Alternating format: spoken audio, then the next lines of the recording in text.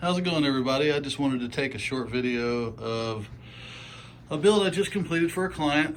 The lighting's not going to be great for this one because I'm not really set up for a shoot. This is really just me. I'm about to package this up, and I'm going to package it up, box it up, and the client's going to pick it up tonight. And I'm basically just, before I do that, I always go through the system, one last check, make sure everything's good, and then I do a proper shutdown of the OS before I disconnect everything, and then and give it to the client. But before I do that, I thought today I would share this build with you guys, and just give you a little peek at it. I can let's give you some specs here. This is a you're gonna think this sounds like an odd combination, and it kind of is in a way. Typically, what you're gonna see with Ryzen is that it's well, it's affordable. The thing is, right now there's such demand with the new Ryzen 5000 series being out, and the holidays being here, and the production issues with silicone from TSMC, and I mean, it's not even just AMD. NVIDIA's having issues. Everybody's having issues with wafer production right now. So CPUs are suffering, GPUs are suffering. So what that means is that old Ryzens are expensive. And I mean, you can get lucky, you can find a deal. I'm not saying there aren't deals out there. And if you have time, you know, to look, you'll probably find some pretty decent deals. But sometimes you have to use what you can find, because you've got a paying customer who needs a computer. And paying customers who need a computer don't want to wait until March 2021, because the processor that you would like to put in their computer is out of stock or is $50 over the price you want to pay for it. Sometimes you have to make some sacrifices in order to be able to give the client, or just for yourself. I mean, even if you're building it for yourself, it doesn't have to be a client. It just happens to be the scenario in my case. Even if you're building it for yourself, sometimes you have to make some sacrifices. Like, for instance, this is a 3200G on an X470 MSI motherboard. Now, I would love to have been able to at least put like a 3100 on here. But if you're in the US, or really probably anywhere, you know that availability for Zen 2 right now is terrible, because Zen 5000 availability is pretty much non-existent. You know what that means? That means older Ryzen like this 3200, $150. These things are $100 MSRP off the shelf, and you can find them for about $100 still sometimes if you got time. But if you need something in a hurry, or you know, like now, you know, good luck getting a good deal. I mean, you can get it, but you're going to pay for it most of the time. So anyway, there's nothing wrong with it. He's got a great upgrade path. This is a solid machine. It's a 3200G. It's an MSI X470 gaming plus max gaming motherboard. There's a Sapphire Pulse RX 580 graphics card. The case is, I actually forget the name of the model of this case. The brand is Sama, S-A-M-A. I can't remember the name of the model. I'll try to put a link in the description if I can remember to do that, along with some other things that we go over here.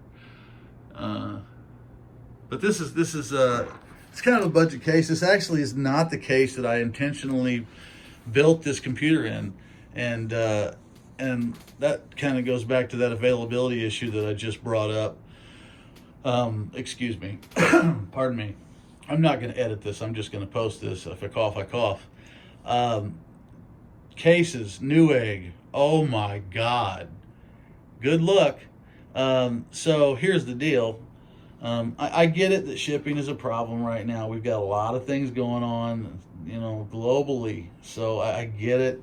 You know, my heart goes out to the people that actually have to ship this stuff right now, because they probably have to deal with some pretty upset people because a lot of things are running late or whatever.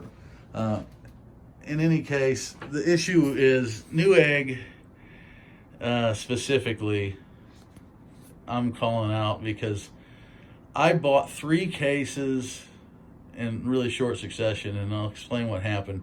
So I bought this guy's parts for this build, and including the case, all in, you know, a matter of hours, I believe, if I remember correctly. I usually do that. I usually, once I know I have a build, I buy the parts as fast as I can so I can get it built as fast as I can, and get it to the client. So I bought the case, and this was like November 30th. Newegg showed that UPS created a label on December 1st, and I don't want to get too into the deep weeds here, but bottom line is it didn't move for like 4 days, and I paid for rust processing and faster shipping, and so I filed a claim. And I'm like, you know, this case is obviously it's lost, or you're just, you know, I don't know, you didn't ship it, whatever, something, there's a problem. The bottom line is there's a problem. It ended up, I'm not going to take you through the whole story, but it ended up being the case, because I filed the claim, but it ended up being the case that, yeah, they were just sitting on it, taking their sweet time, and it eventually shipped out. And I just got the track. I am not exactly thrilled. I just got the tracking number today for the computer that you're looking at, the case that it was supposed to be built in. So good job, Newegg. Great job. And please detect sarcasm. I really hope you do, because there's plenty of it here for you. You guys suck right now. So that said, anyway, back to the computer. This is the case that it's in now, and it was kind of a compromise that I had to make because of time. I think the client's going to be happy with it. It was aesthetics. I asked, you know, how important are aesthetics to you? You know, he said, it's not my number one priority. So, okay, so, you know, when you talk to a client, you know, or when you're building for yourself, you want to know, what are my priorities? What do I want out of the build? What are the things that I should be willing or am willing to give up in order to, you know, improve in other areas? So, like, a good example in this build is that motherboard, okay?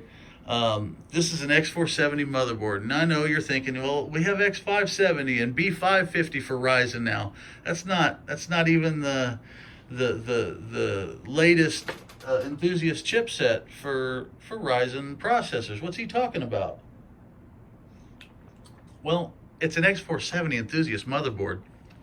Just because they didn't make, well, and it's actually a Max, which means it's been re-released, but just because they didn't create that chipset 3 weeks ago does not mean that X470 is now somehow not still a very good chipset, if implemented correctly by the board and by the board maker. This board, I do not have a lot of experience with it. The Max series of the MSI boards are not that old. Especially this one, this MSI X470 Gaming Plus Max. And by the way, if you're not aware, this Max moniker, this is what they label their 400 series boards that they have revamped and come out with new versions of to be usually compatible with more Ryzen processors from like earlier versions and later versions. And basically MSI screwed up. They dropped the ball. Their earlier boards had crappy BIOSes, and, well, they still do. Sorry, guys. And the BIOS chip that was on the board, and look, I'm not going to get into the technicals. The bottom line is that they had BIOS issues with compatibility for earlier boards, so they had to switch to this light BIOS to even make it work with some newer processors, and then you would lose support for older processors. So it was like, well, good job, MSI. That's also sarcastic. You know, at MSI, you've done some good things. That is not one of them. You guys kind of have not had a great year in a lot of regards. But anyway, this board so far seems pretty solid. Honestly, the UEFI seems to work pretty well. It's not my favorite to navigate. I don't really care for the way that you navigate the settings and overclocking process. For me, it's probably great if you're an MSI guy and you're used to MSI UEFIs. I install them, I build them, but for an MSI BIOS, this is a pretty good one, but they're just not my favorite. I'll tell you right now, Asus by far has my favorite UEFI for Ryzen for their newer boards, 400 plus. Really any Ryzen boards, to be frank. Followed closely second for new generation, and I emphasize that, 500 series, B550, X570, or I would even say go so far as to say Gigabyte A520. Gigabyte and Aorus has come a long way with their UEFI and BIOS support. Kudos, hats off, Aorus, Gigabyte team over there. You guys did a good job. Your UEFI's improved a lot. And I hope that with that compliment, you can also take this criticism that, thank God, because your first generation B350, A320, X370, basically all 300 and 400 series Ryzen motherboard UEFIs, in my opinion, were just terrible from Aorus and Gigabyte. They were just awful. I couldn't stand any of them, none of them, and I used quite a few. So there's some praise and for something new, for something old that you did better, and good job, good on you. But that said, Asus boards, especially anything mid to high end, I mean their flagship boards, that's where Asus really shines. Like the Crosshair 8's a good example of that. The Crosshair Hero 8 motherboard, especially that. I'd like to get my hands on that new Dark Hero so that I could look at that UEFI. So that I'd really like to take a look at that UEFI so that I could explain to people why there's so much value in a good UEFI / BIOS, and why Asus implements that so well, especially on their high-end boards, in my opinion. Now, I know this sounds fanboyish and biased, and to some extent it is. That's because I've been building computers for a while, and that's what's been reliable for me. For you, that might not be the case. You may have had different experiences, and that's fine. If you disagree with it, that's okay. Maybe you love MSI, maybe you love Gigabyte, maybe you think that I'm full of it and that their UEFIs for their 300 series boards were good.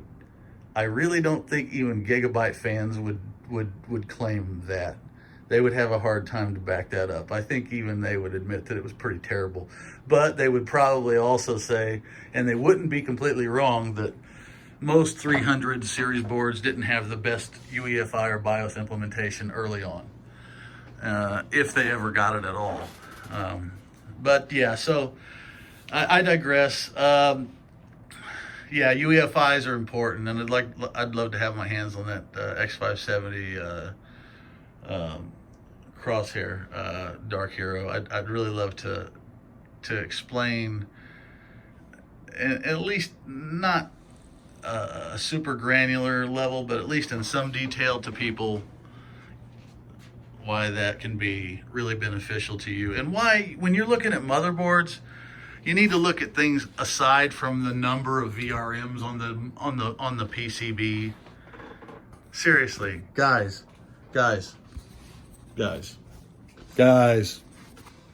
there is more to a computer. There is more to a motherboard than the number of phases on the VRM. Believe it or not.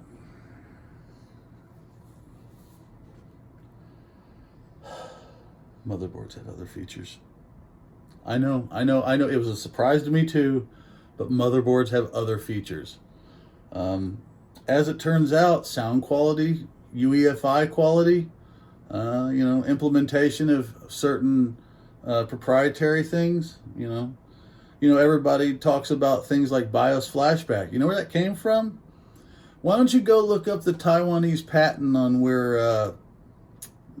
on who the first company was to introduce a flashable BIOS, a board to be able to flash a board BIOS without the CPU present in the motherboard. Taiwanese patent law might have something to say about that. I think you may find that interesting. And then again, you might not. But anyway, thanks for listening to my ramblings again today. This is Andrew. I'm sorry if I'm all over the place. Oh, before I get off here, I'm gonna get back on the computer. I wanna go over just a quick rundown of the specs. Ryzen 3200G X470 motherboard, which I never explained why that's a good choice, and I will in just a second. I'm terrible at this. I'm really sorry. And RX 580, 16 gigabytes of RAM, rated at 2400, running at 3000, and that's a good way to save some money by buying cheaper RAM and overclocking it for Ryzen. Ryzen likes fast RAM. This is Zen Plus processor. Zen Plus 3200 is kind of your sweet spot. 3000 is fine. That's what it's running at. The fans are GIM, G-I-M, I guess is the name of the brand. Model CG02. It's a kit, 5 fans and a hub. That's a 512 gigabyte WD Blue NVMe PCIe Gen 3 M.2 solid state storage for the boot drive. And the cooler is, of course, the AMD Wraith Prism. And the power supply in this unit is an EVGA, I want to say 80 plus bronze 500 if memory serves correctly. I'm sorry that I actually don't remember that. I've got a few power supplies of very similar spec laying around. I actually don't remember which one's in here, but they're all fine. And that pretty much covers it. I hope you enjoyed listening to something I said today. Oh, the X470. I was going to touch on that. So why is that a good idea? Okay, why is that important for this guy? Well, this guy now can literally just take this board with the BIOS that I have updated it with, and he can drop any Ryzen processor he wants into this motherboard, all the way up, when they're actually easy to find, to a 5950X, a 16-core, 32-thread CPU. This is a 4-core, 4-threaded APU, the 3200G. That is an exponential gain. And there are so many other Ryzen processors between that and what's in this machine that he could pick from about the $200 to $500 to $600 range. It's just unreal. The upgrade path, even though AM4 is kind of on its way out, with X570 being its last iteration for, well, at least we think so. X470 is still a great upgrade path if you don't care about PCIe Gen 4. And I'll be honest, I don't really know many people that do need Gen 4 PCIe speeds, and I think a lot of it right now is really just kind of enthusiast level early adoption stuff. I certainly don't need 7 whatevers per second. I know the term, I'm just joking. It's just not that big of a deal to me. I mean, a Gen 3 PCIe that's almost 3000 write speed, I mean, if that's not fast enough, you're doing some pretty cool work, and you know your stuff, and you're not paying attention to anything I'm saying anyway. So that X470 allows this guy lots of room to grow. 16 gigabytes of RAM with 2 open slots. He can expand that up to at least 64 gigabytes, I believe, on the 32G if he doesn't upgrade the CPU. And then the motherboard also allows him to upgrade the graphics card. The only other thing that this guy's ever really got to do to this computer, if he ever decides to slap like a really power-hungry graphics card in it, is probably upgrade the power supply. That's it. Otherwise, this computer could literally run with this CPU, and then he could go 2 years down the line. He could go get a 5900X or whatever, 5950X or whatever CPU is the most awesome AM4 CPU that Ryzen ever came out with, because by then it will have been a dead socket and they will have moved on to AM5 or whatever, and he will be able to just stick that in there. Yeah. And that machine will be current, and well, as current as you can call it, and but it will be very fast and very capable for easily 5, 6, 7, 8 years. You don't get that out of OEM lower tier computers. That's a DIY perk. You know, it really is. And it's also something that's a perk of buying a motherboard like this with a good upgrade path. One thing MSI did right was the upgrade path, and I'm not thrilled that they had to come out with another whole another generation of 400 series boards because it was lacking something, but I'm glad they did, because it's something that frankly was needed. So, you know, good job on that. You know, I'll give credit where it's due if I'm going to criticize. So thanks for listening to me. I hope you guys are having a great day. Thanks for supporting AREG. If you haven't already, please like and subscribe. Maybe consider supporting us on Patreon. We've been working out of our pockets, and we're just getting off the ground here, and we'd really appreciate it if you could help. And if not, that's okay too. We've got a Facebook group. The link will be down in the description as well. We've got a Facebook streaming page. We're branching out. We're doing a lot of things, and we'd really like you to come along with us. My name's Andrew. The AREG team is looking forward to doing a lot more with you guys in the near future. So why don't you go ahead and come along with us, and we'll talk some more. Why don't you tell me what you think down in the comments? Is it really cringeworthy? Did I do an awful job? Are you like, oh my God, I can't wait to show my mother this guy that made this PC video on YouTube, and he knows nothing? Or am I the new Verge meme? Oh Lord, I hope not. Let me know. What do you think down in the comments? I got thick skin. Just lay it out there. Or if you got questions, you know, ask me. I'll try to answer.